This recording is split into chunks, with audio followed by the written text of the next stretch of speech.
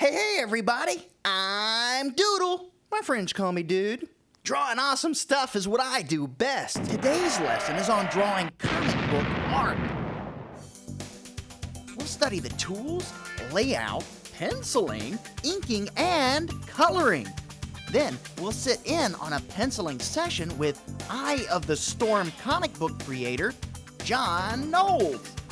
We'll also go to the museum to see drawings from the incredible comic book legend, Jack Kirby, and learn the words, layout, and digital painting.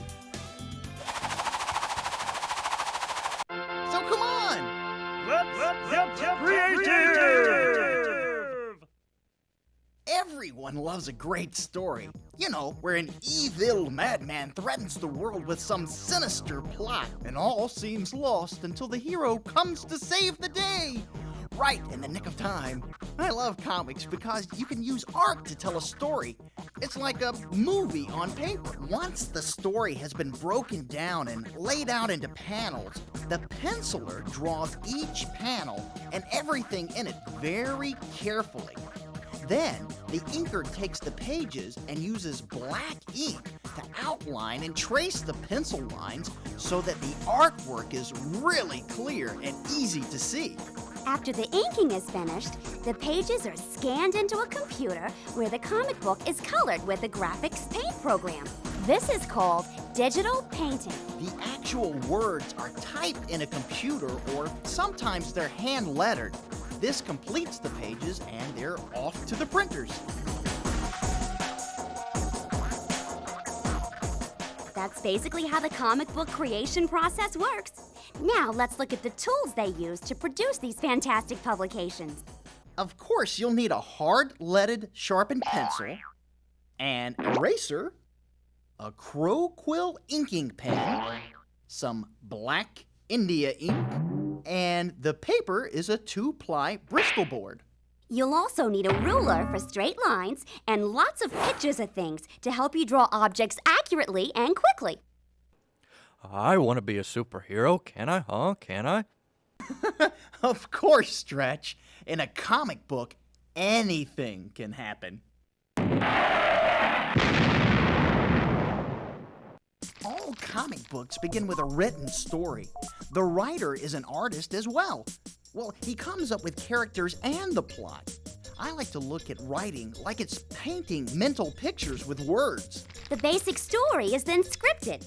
That means adding speaking parts or dialogue to the characters and placing them in specific environments. The script is then broken down into individual panels.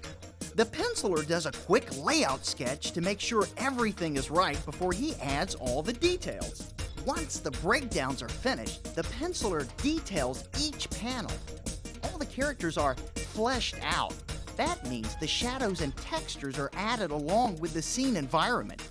Hey, let's look at some penciling techniques with my good friend and comic book creator, John Knowles. Hey, dude, can you see me? Well, oh, yeah. Hi, Mr. Knowles. Hey, can you show us how to sketch, then flesh out a scene?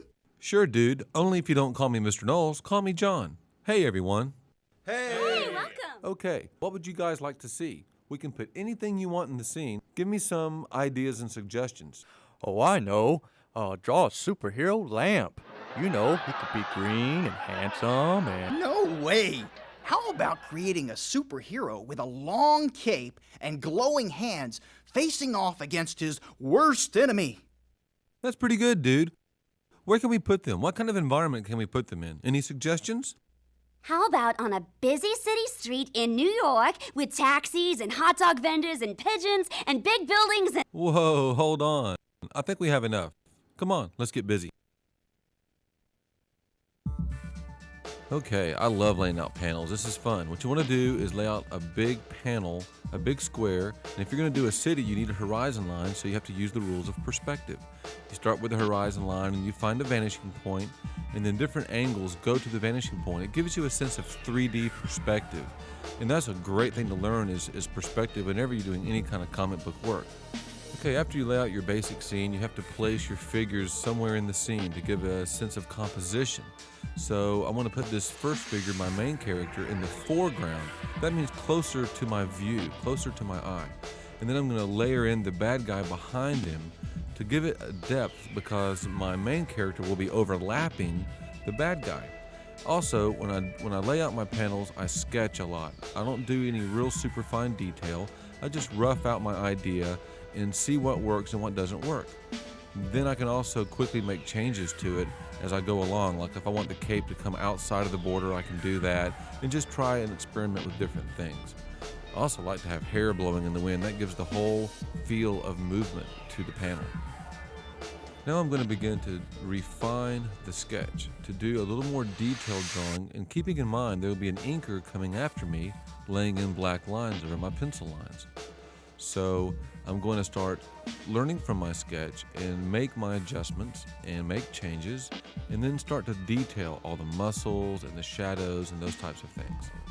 You'll see here I'm working on the effect of the glowing hand, and I'm checking my perspective at this point to make sure everything's correct. I even make sure my windows are in the correct perspective, going to the right vanishing point. It gives your drawing a lot more of a realistic look.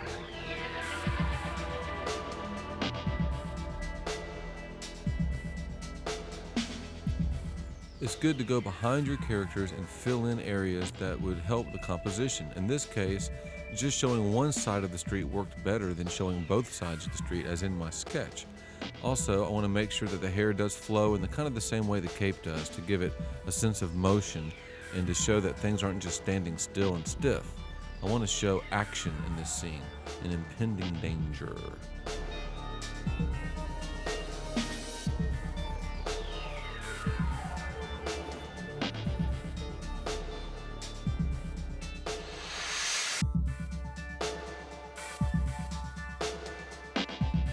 Now, as a penciler details his pencils, he wants to get in there and show different materials or textures. In this case, the robot's head has a reflective surface, like a shiny metal surface. And in order to show that, we have to reflect the environment, or in other words, the street and the sky and the buildings. This gives a sense of reflection metal to it. Also, you want to add little vents and little technology details to your robot. It's really fun to get in there and just do little details. And right there I'm drawing in a little bit of a horizon line, which is reflecting in the armor. It gives it a really shiny look.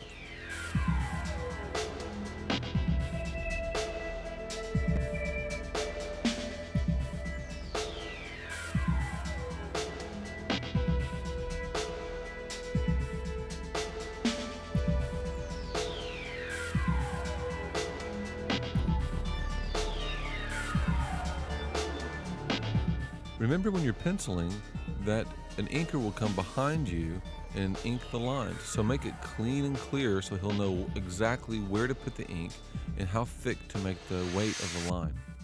Also remember to keep everything as clean as possible on your final pencil. That makes everything a lot easier to see, and it conveys the ideas clearly to the viewer. When you're doing special effects, also remember that the colorist can get in there and do great things with a color that you can't do with a pencil. So a lot of times I'll do very, very simple shapes and allow the other artists to be creative.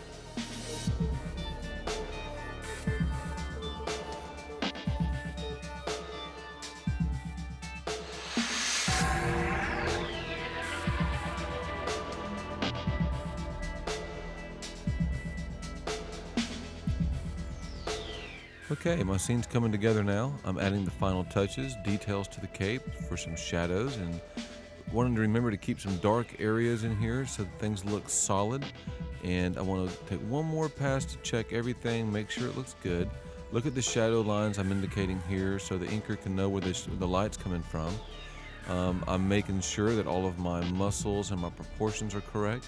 And I think it's just about ready to go to the inker. What do you think, Doodle?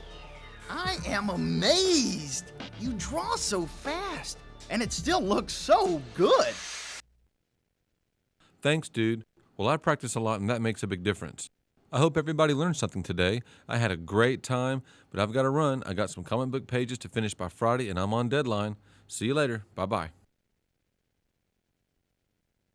Hey, that reminds me. Want to see some really awesome drawings? Oh, that sounds Absolutely. great, sure. Then let's go to the museum and be inspired by the king of comic book art, Jack the King Kirby. Jack Kirby was born on August 29, 1917 in New York City. He started drawing for a weekly newspaper, and from there went to the Max Fleischer Animation Studios, where he studied the human figure in motion and action. He then began drawing comic books for a new company, Marvel Comics. He drew everything from Captain America to the Fantastic Four. The books he created are sought after by collectors all over the world, and his visionary style of human figure drawing affects the comic book industry to this day. It's time for Learn the Lingo. Today's words are layout and digital painting.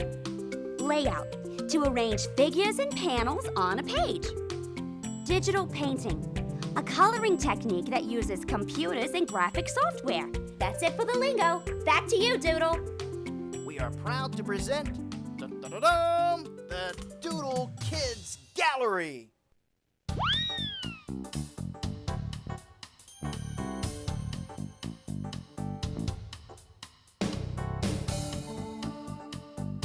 Check out this really cool comic book character created by Brad Stanton from Oakland, California. Brad is 7 years old.